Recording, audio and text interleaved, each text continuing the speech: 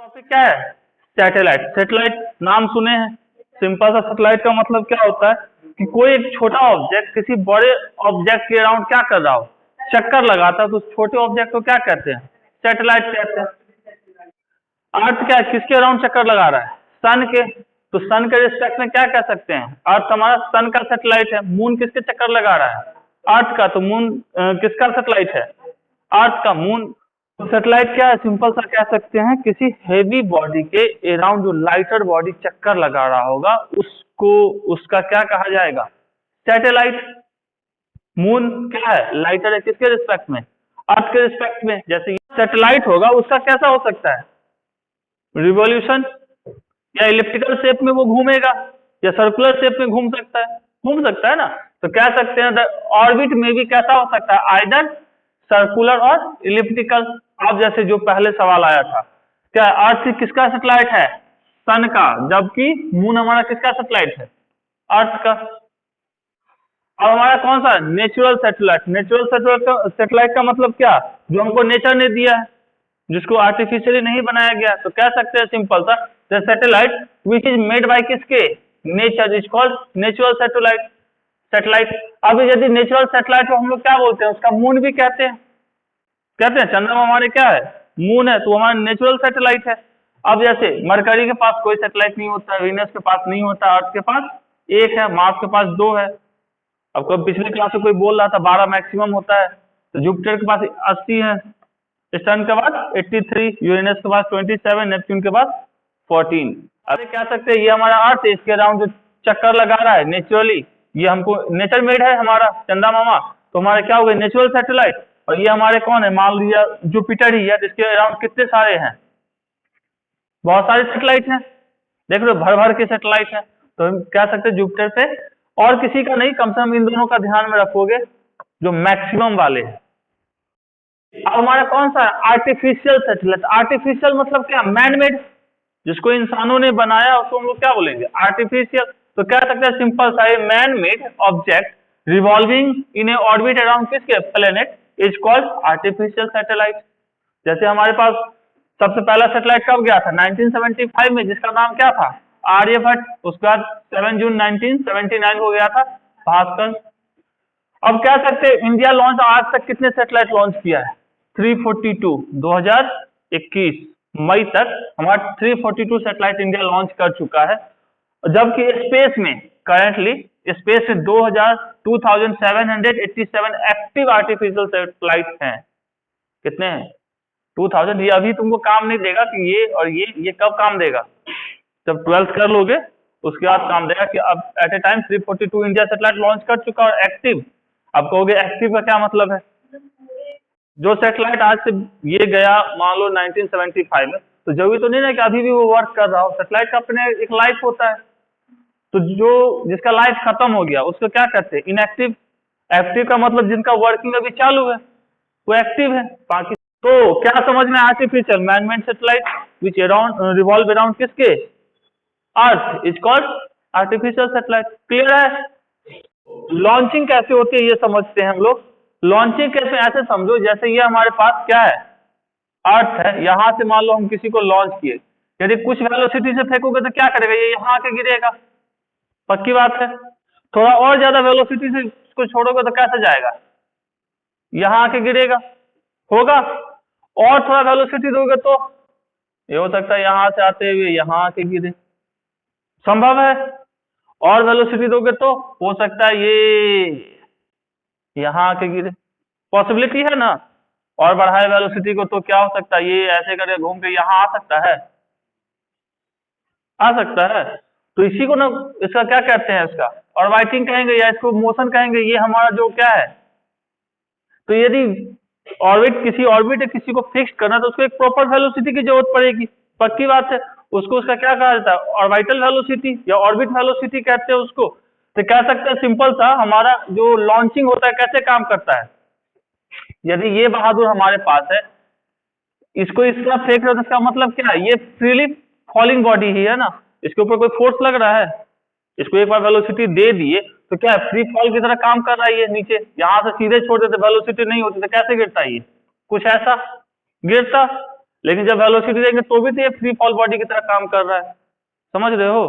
तो कह सकते हैं the motion of the satellite around the अर्थ किसके केस की तरह, फ्रीली फॉलिंग बॉडी, समझ। तो जिस वेलोसिटी के साथ ये घूमेगा उसको क्या बोलते हैं, इसका ऑर्बिटल वेलोसिटी। और यदि याद होगा जब इसके ग्रेविटेशनल फील्ड से बाहर निकल जाता था उसको क्या बोलते थे, एस्केप वेलोसिटी। एस्केप वेलोसिटी पढ़े हैं पहले। चलिए अब ऑर्बिटल वेलोसिटी को क्या कह सकते हैं, तो मिनिमम वेलोसिटी। क्यों मिनिमम, यदि हमारा ये क्या है, एक सैटेलाइट है, इस सैटेलाइट को एक मिनिमम वेलोसिटी प्रोवाइड किया जाए जिसके कारण ये क्या करे, किसी प्लेनेट या अर्थ के अराउंड रोटेशनल मोशन में आ जाए, वो हमेशा घूमते रहते, कह सकते हैं। तो orbital velocity of a satellite is the minimum velocity required किसके लिए, to put the satellite into its orbit around the earth, इसके अर्थ के एक ऑर्बिट में इसको पुट करने के लिए जो मिनिमम वेलोसिटी की जरूरत होगी वो क्या कहलाएगा, इसका ऑर्बिट वेलोसिटी, ऑर्बिटल वेलोसिटी, ठीक है, कह सकते हैं ना।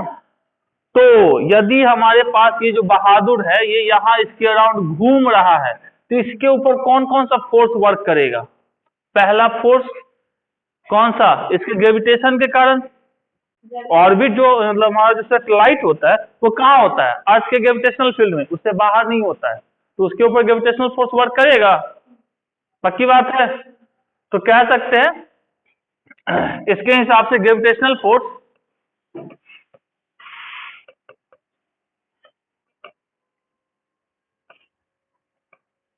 और दूसरा कौन सा वर्क करेगा इसके ऊपर, रोटेशन के कारण। ये तो यहाँ रुका रहता तो भी ना ग्रेविटेशन काम कर रहा होता, लेकिन रोटेशन है तो एक और फोर्स वर्क करेगा, कौन सा, सेंट्रीफ्यूगल फोर्स, सुने हैं।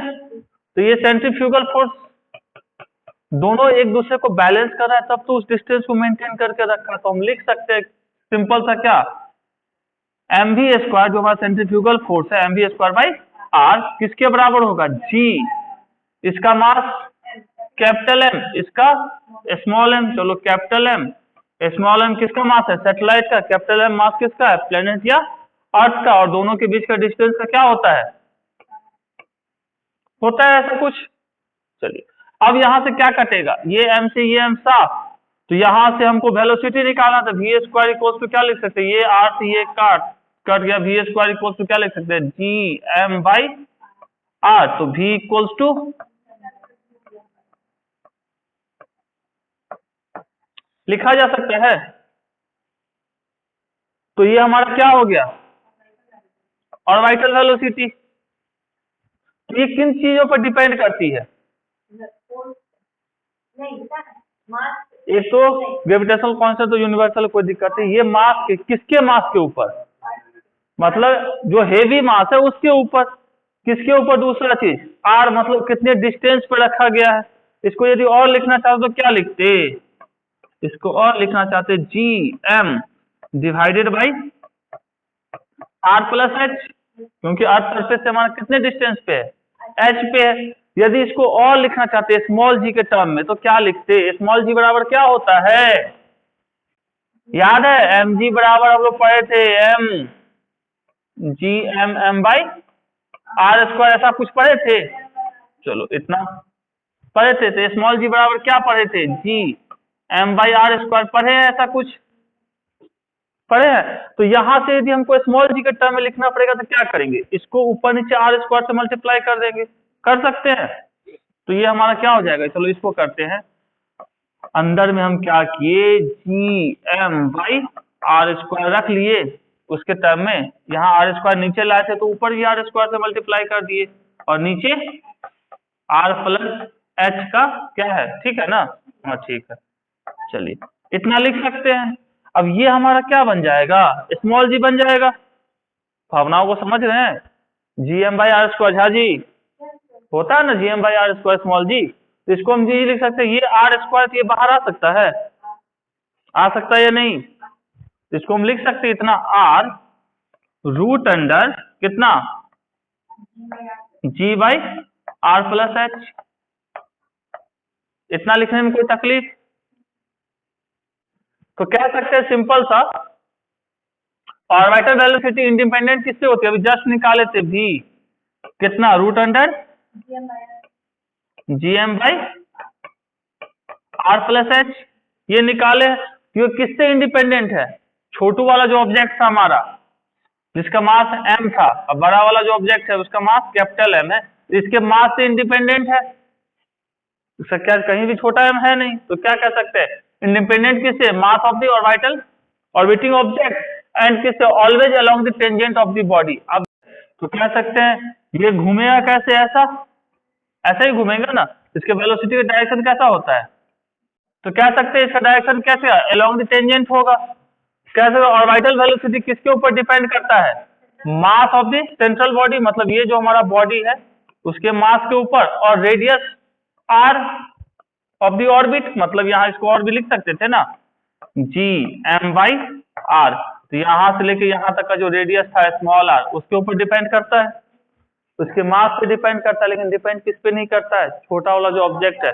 तुम 5 किलो का सैटेलाइट बनाओ या 500 किलो का सैटेलाइट बनाओ, उसके वेलोसिटी पे कोई फर्क नहीं पड़ने वाला है, चाहे कितना ही वजनदार सैटेलाइट हो। समझ रहे हैं भावनाओं को? कि close to the surface of the planet. अब हम क्या किए, ये हमारा प्लेनेट है, इसके सरफेस के क्लोज हम रखे किसी सैटेलाइट को। अब क्या हुआ? क्लोज का मतलब क्या? ये हमारा रेडियस r है, ये हाइट हमारा क्या है? h है। तो हम यहाँ से क्या कह सकते हैं? h क्या होगा? काफी छोटा होगा r से, होगा। तो हम लोग क्या जाने हैं अभी? Just v is equal to कितना root under G M by R plus H. यदि h r से बहुत छोटा होगा तो हम लोग क्या कह सकते हैं? Then r plus H is equivalent किसके होगा? r के।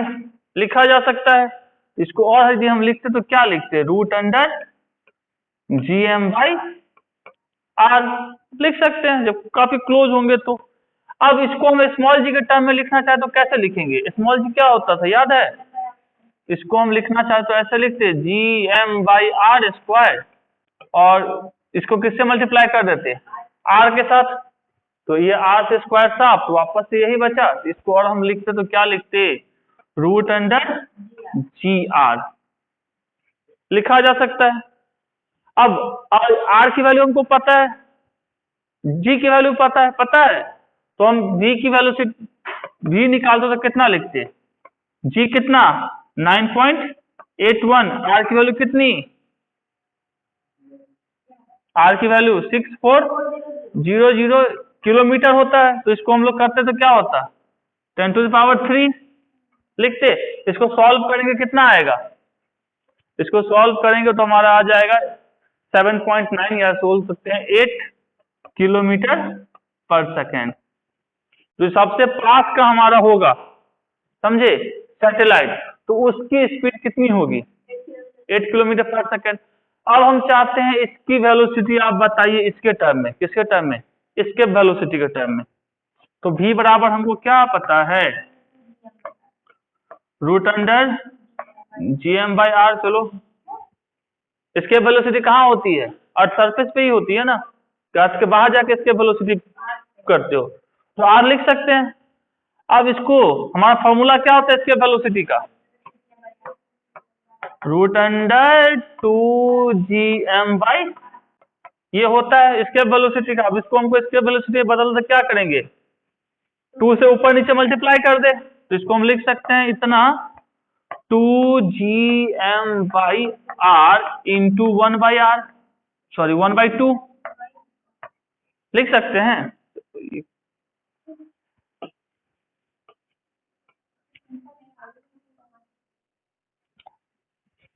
अब नहीं समझ में आएगा तो हम क्या करेंगे तब? 1/2 इतना लिख सकते। ये हमारा क्या बन गया? इसको और लिखते तो क्या लिखते? 2gm बाई आर इंटू 1/√2 लिख सकते हैं। अलग अलग करेंगे तो ये कितना बन गया? ये बन गया हमारा इसके वेलोसिटी, और ये हमारा कितना? √2। तो यहां से हम लिखते तो क्या लिखते? v is equals to v/√2 होगा। लिखते तो क्या लिखते? v बराबर ve/√2। आया दोनों चीज समझ में? नहीं। अब यदि इसका कुछ टाइम पीरियड होगा, टाइम पीरियड का मतलब क्या, एक ऑर्बिट कंप्लीट करने में, एक सर्कुलर पाथ को कंप्लीट करने में जो उसको टाइम लगेगा उसको क्या कहेंगे? इसका वन रिवॉल्यूशन में जो हमको टाइम लगेगा उसका टाइम पीरियड कहेंगे। तो टाइम पीरियड क्या होगा इसका? तो कह सकते हैं it is the time taken by satellite to complete one revolution around किसके? अर्थ या प्लेनेट, जिसके भी अराउंड होगा वो सैटेलाइट। तो टाइम पीरियड इक्वल्स टू क्या लिख सकते हैं? हम लोग पढ़े हैं, क्या लिख सकते हैं वेलोसिटी के टर्म में? वेलोसिटी इक्वल्स टू क्या होता है? Distance by time. तो टाइम बराबर क्या हो जाएगा? Distance by velocity. लिख सकते हैं, लिख सकते हैं। डिस्टेंस कितना होगा? यहां से बहादुर जब यहां से घूम के वापस यहां आएगा तो कितना डिस्टेंस कवर करेगा? 2 पाई आर। रेडियस यहां से यहां तक कितना है? आर है, तो पूरा डिस्टेंस कवर करने में कितना कितना डिस्टेंस कवर करेगा? 2 पाई आर करेगा। सर्कल का सर्कमफ्रेंस क्या होता है? तो वही डिस्टेंस कवर करेगा। टाइम, इसको वेलोसिटी कितना मिला इसको कवर करने के लिए? अभी जस्ट निकाले पीछे, और वाइटल वेलोसिटी क्या थी? Root under. ये अब अभी जस्ट देखें, इसको थोड़ा सा और सिंप्लीफाई करेंगे तो क्या लिख सकते हैं? 2 pi R root under R by G M लिखा जा सकता है। तो तीसरे में वो पहले में नहीं जाएगा। इसको और लिखते तो क्या लिखते? 2 pi root under R cube by G M लिख सकते हैं। ये आर जो है बाहर में आर स्क्वायर होगा तो R cube by G M लिख सकते हैं। इसको और लिखना चाहेंगे तो क्या लिख सकते हैं? हिमांशु उधर से कहे खाली और करके ना,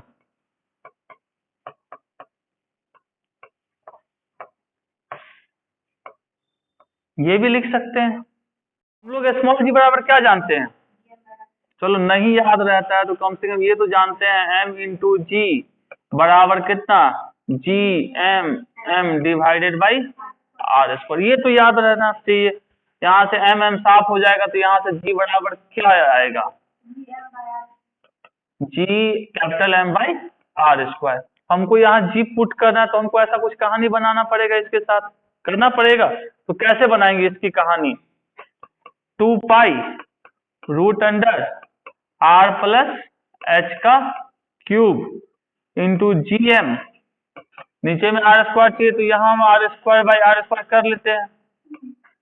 तो G M R square by G M क्या हो जाएगा हमारा?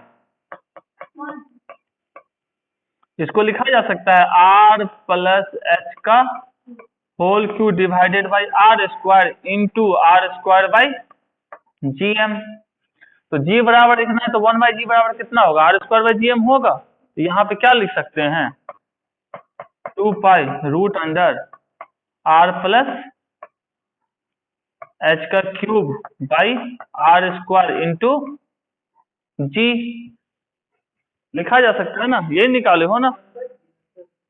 हाँ 1 बाई जी इतना लिख सकते हो ना? तो इसमें क्या तकलीफ था? कोई तकलीफ नहीं था।